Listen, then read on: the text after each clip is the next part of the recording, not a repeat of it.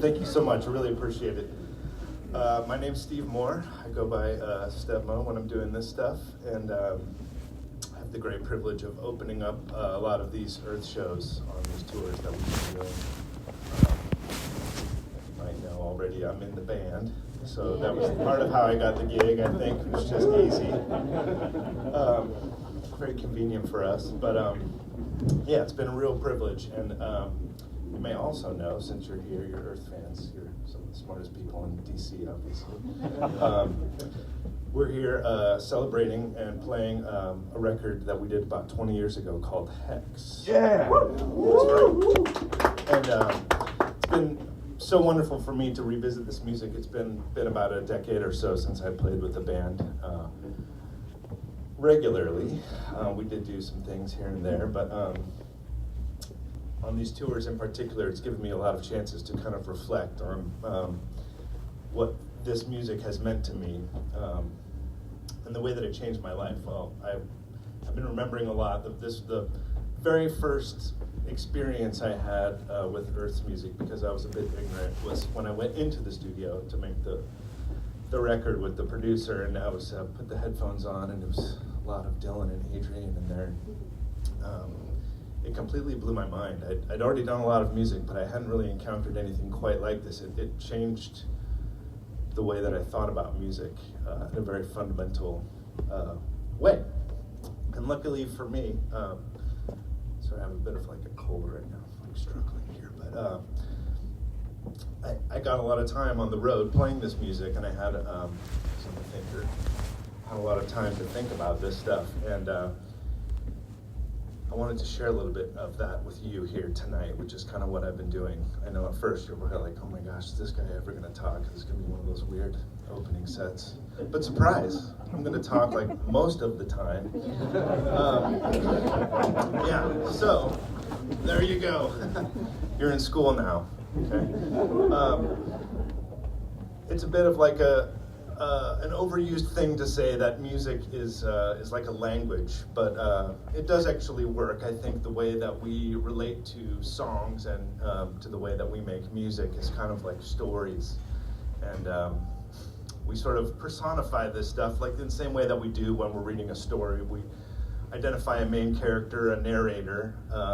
In the case of music, it's a little more amorphous. It's kind of like a home of sorts. As musicians, we call it the key that we're in. And in Earth, we're playing, all of our songs are in the same key.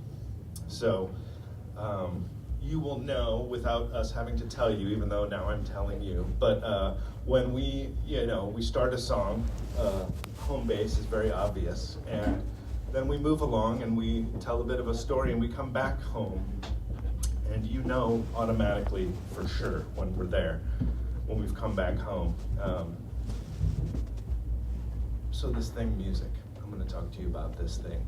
It's happening all around us in this interesting way. It's a language, if you had to call it a language, it's a language of time. And it's happening in this sort of surrounding way around you as a being who exists. And because it's these temporal oscillations, these regular oscillations, which are essentially different speeds, they're happening really on two sides of you. Slower than you, which we call rhythm, and these rhythmic oscillations are obviously separated, like night and day, or winter, spring, summer, and fall, something like this, or something more relatable to music,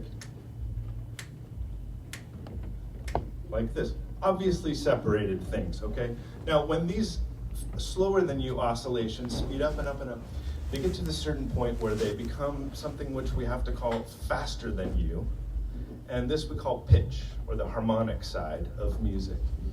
And this is helpful, I think, to sort of set up a couple of poles, because it's like faster than you and slower than you, well, what the fuck are you, right, in this whole thing? Obviously, you're a complex of temporal oscillations, circadian rhythms, all of these things, and it's nice, it works on these two poles, which if you're my age or close to it, you'll remember this phrase got thrown on these hearts and minds, got thrown around a lot, and it's very convenient for this, because on this rhythmic side, our hearts operate as a nice pole in this slower than you side.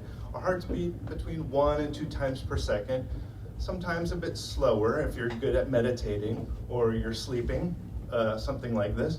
They can go, get a lot faster if you're hunting or having sex or excited by something.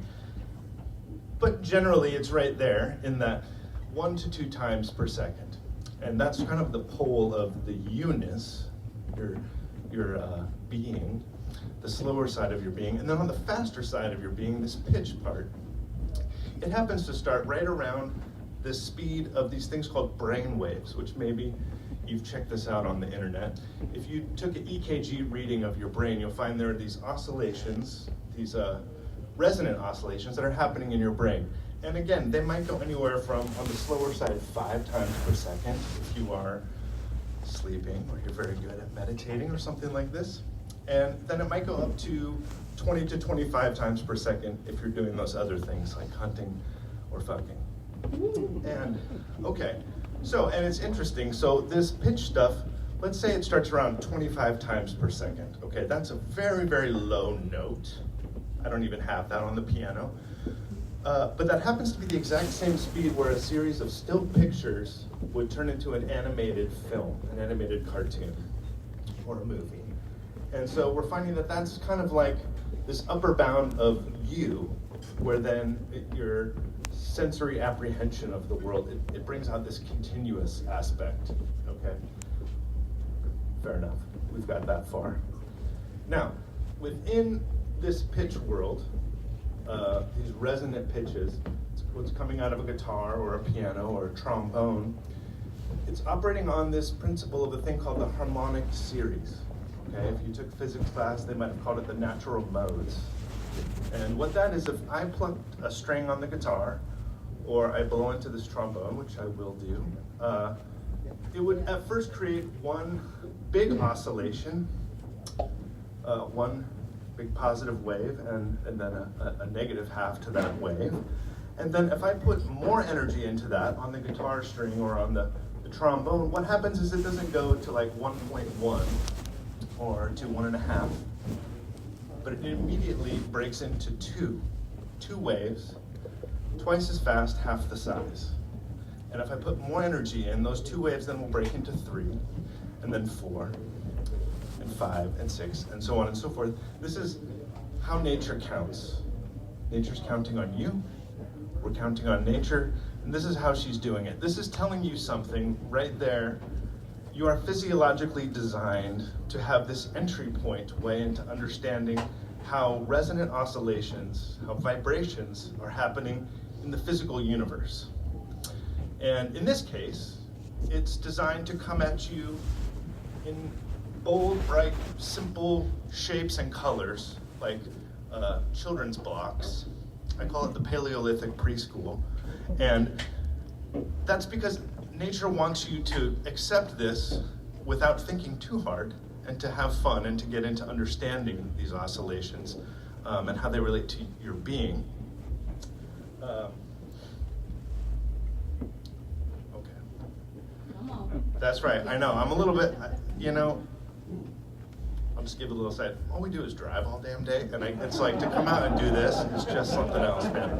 But, okay, so I'm gonna give you a little demonstration of this, okay, because we talked around this thing, so let's check it out together. I'm gonna play into the trombone, and the first thing I'm gonna do is give you the big boy, okay? I'll give you the fundamental, the one wave, okay? That is, when I blow into this, the air, in a way that we don't quite understand, honestly, it's basically magic. From here where I blow into it to some mysterious point here at the end, the air inside creates a standing wave, okay? And this standing wave is what's happening in here, and then this standing wave excites the air between us, and it goes to your ear. So, if we're thinking about the 5 senses, okay? What are they? Touch, taste, smell. What are the other ones? Sight and hearing, thank you. Okay, touch, taste, and smell, those are all tactile senses, okay?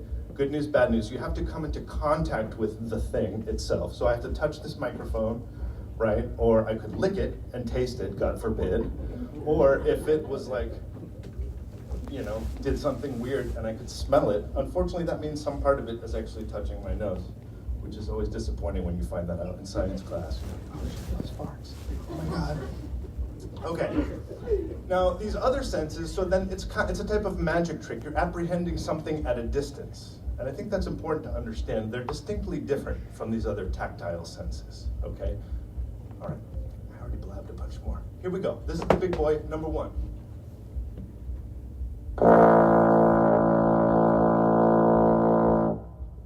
Cool. Okay, one big wave. Now, I'm gonna do that again. I'm gonna push a little bit harder and give it a little more juice. And you'll see what happens, that it goes right from this one wave and it breaks into 2. Okay, let's check that out.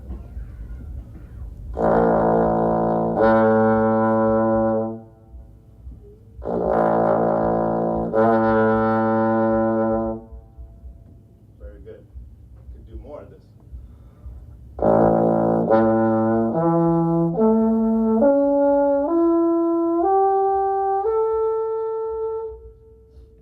Strong enough lips and enough air, I could do it an infinite number of times, which I can't do yet. And I'm going to give away a little bit of the game right away because we don't have too much time. There are really 2 important things you need to know about the harmonic series, okay? And the first one, let's check out these first 2 steps. This is where it happens, right out of the gate.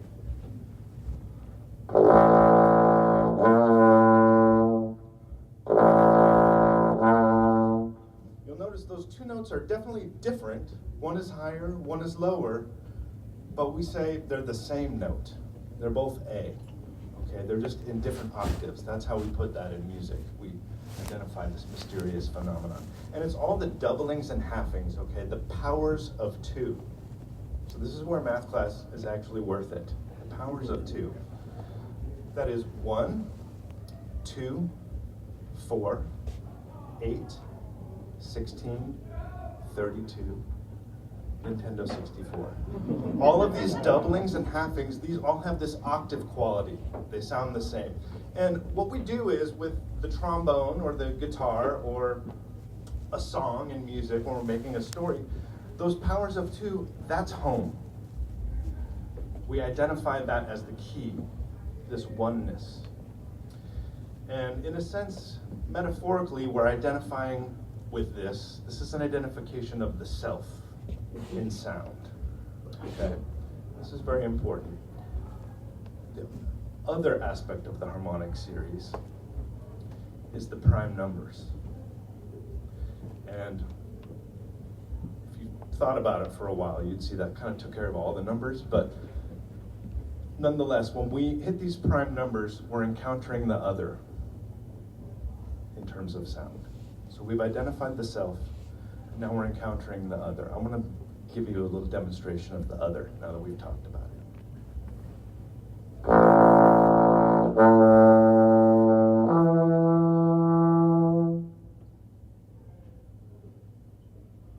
Definitely different. Let's hear that again.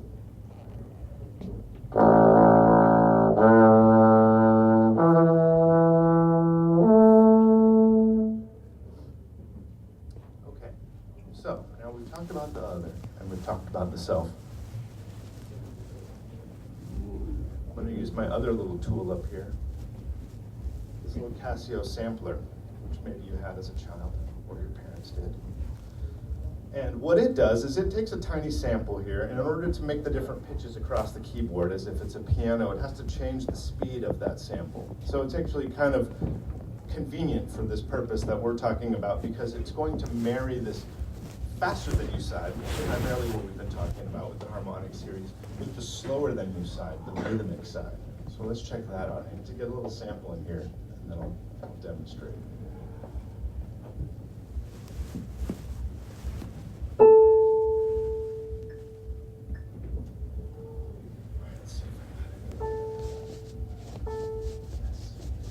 Okay, so here it is. Here's the big boy.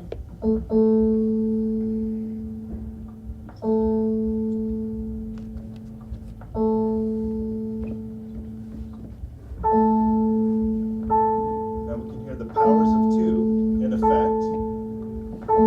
This is the self, or whatever you want to say, the oneness.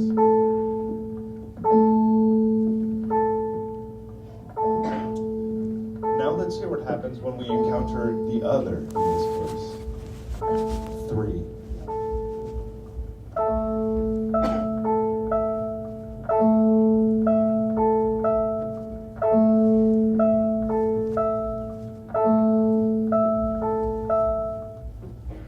Very cool.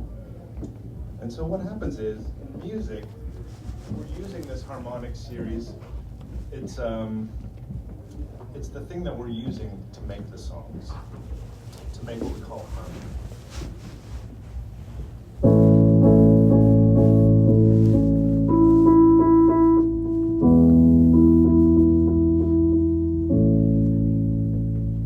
And back home.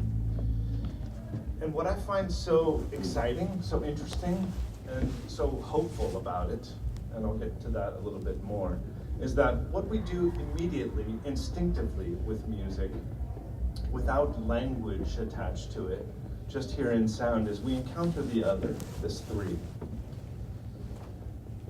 And we say, right away we say this, what if I was the 3? And what we're saying with a question like that is we're saying, of course, in this metaphorical sense, what would it feel like to be this 3? And we're asking musically, then if I was 3, what would be my 2? What am I the other unto? So let's see if we can figure that out here.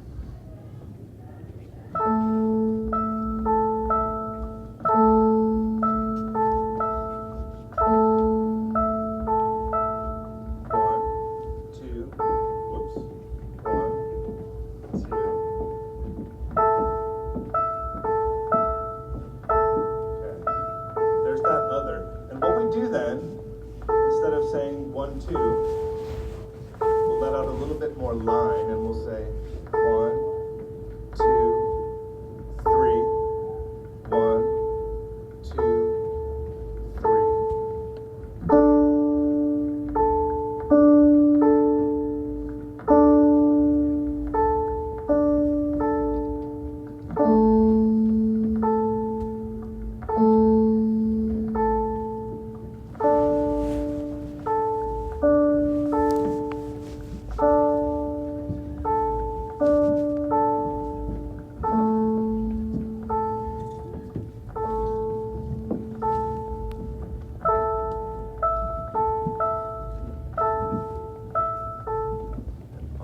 Like that. And what's cool about that is I don't have to explain that to you at all. That's just music. That's why you're here tonight. So you're no dummies.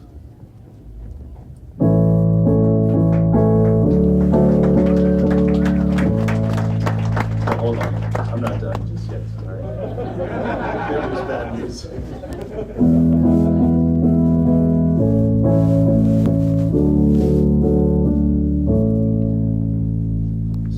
Fundamental level, our brains, our sensory apparatus, our entire being is organized around this way of understanding whereby what I believe something that could only be called empathy lies. This curiosity about the other. And of course, with that curiosity about the other comes that reciprocal mirror world which we have in music. Two sides of this harmonic equation. To me, that's a very hopeful, exciting thing. And the reason that's hopeful to me is because I think if there's anything we can all agree on, it's that we need a better reason to live for. Buying things, treating our social responsibilities as sports teams, arguing over this bullshit. It's not really working for anybody, I don't think, if I'm honest. And I have this friend, he passed away, but he used to say this thing that I loved. He used to say, is it the answer or is it cancer? And I loved that so much because to me that was sort of these two ways that the human being seems to operate. We have this instinct that we are the answer, that we can come up with the answer, but without fail we seem to behave like the cancer. It's very interesting. But to me, music is representing this third way, this middle way, a way that we haven't actually explored fully, that we haven't given credence. We treat it as fun and games, which it definitely is. It's a blast. That's why I'm here. But there's maybe more to it, and that's a hopeful thing. But I want to stress this part about it. We are not going to come up with the answer tonight, knowing this. We're not going to come up with that answer in our lifetimes. So we need to make peace with that and accept that so that we don't make any mistakes with unintended consequences, make any decisions. But it would be a huge achievement, and this is all I would ask of you, if I'm allowed to ask anything of anyone, is that we simply make space for that idea, that possibility, that there is something within us that we haven't explored fully yet. And that music may be a part of that. And I know that you believe that because you're here tonight. And Earth is we're not a band with a bunch of lyrics. You're here for the love of tone, of sound, of the way that sound and music operate purely. So you already believe this. So you're holding this space for this idea. And so I think of it like this, that your job, my job, is just to simply sweep off that psychic space of sidewalk in front of us to make a little room for this and maybe put down a welcome mat before it's our time to check out.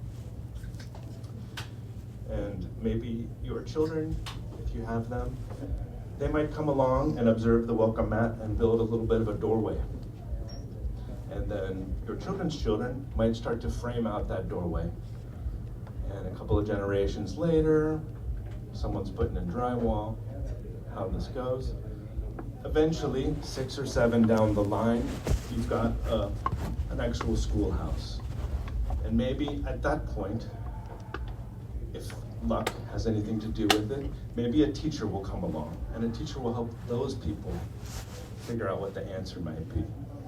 And believe it or not, that little seed that we planted of the space that there's this possibility that there is this other thing we haven't thought about, that's the missing ingredient right now, this little space. And that's all I would ask of you. I want to say, when I was younger, it seemed that the great divide was between religion and science. People used to say, oh yeah, do you believe in God or do you believe in science? It was hilarious. And now this same skirmish is taking place in little battlefields all over the place, like, where does a person begin and whatever. All this shit. You guys know this shit. We're surrounded by this stuff. And I want to say this about science and religion. I was raised religiously. I was also raised, well, not scientifically, but I went to school, okay? Took some science classes. So I'm both of those things. And I believe that you could dedicate your life to a spiritual practice. You could put in a lot of time there.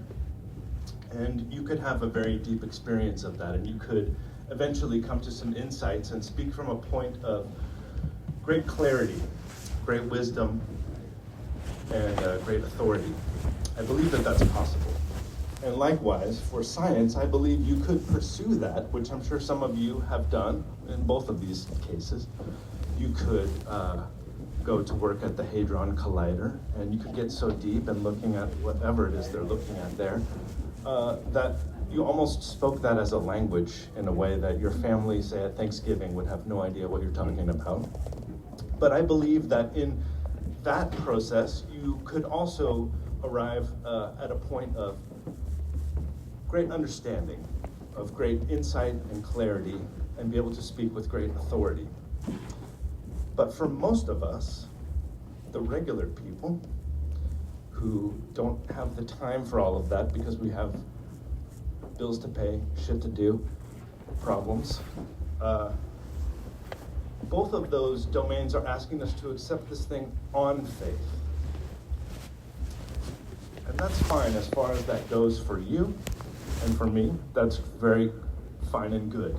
But we have a lot of arguments in this place from taking something on faith. Music is coming at you in this third way, where it's giving you something which you can not only question and test, you can throw it in the garbage, run it over with your car, you can light it on fire, and it's still going to be there. It's still going to operate the same way, and you will discover the same principles and the same truths that will take you to a place of great insight, great clarity, great understanding. And this is coming to you in a way, not asking you to take something on faith, but it's giving you something to have faith in. And that for me has operated kind of as a ground floor over the years when I've tried to give up on this stuff because it's really hard, this life. And it's there for you. So I'll say that I'm not going to take questions, but you can question it as much as you want, and it'll be there for you, giving you the same answers. So in a sense, what we're doing here tonight with Earth is we are holding a worship service for this scientific principle of sound. And you're here, and this is happening between what we're doing and you is this thing. It's this community thing. We're holding space for this thing, this sound thing. We're in observation of it.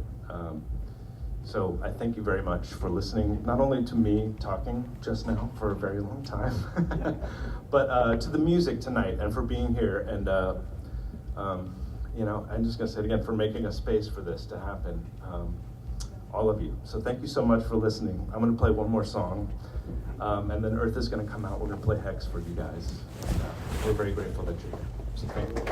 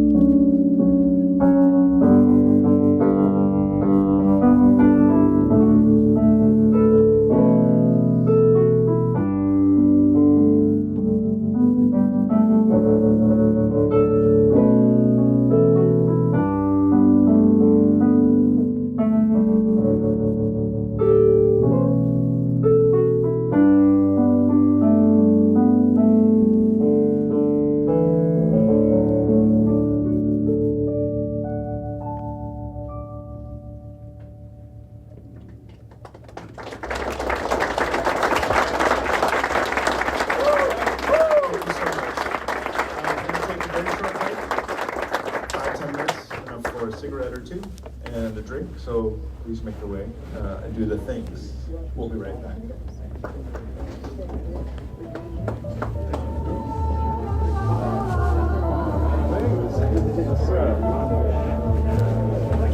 Where's the water back there?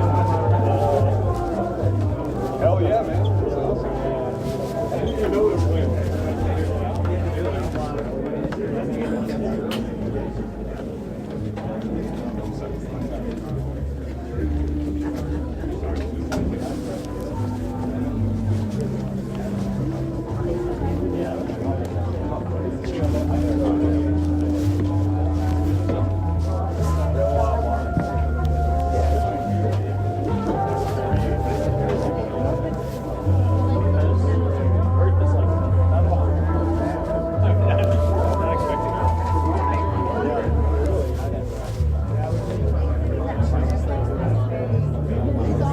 I've only heard like one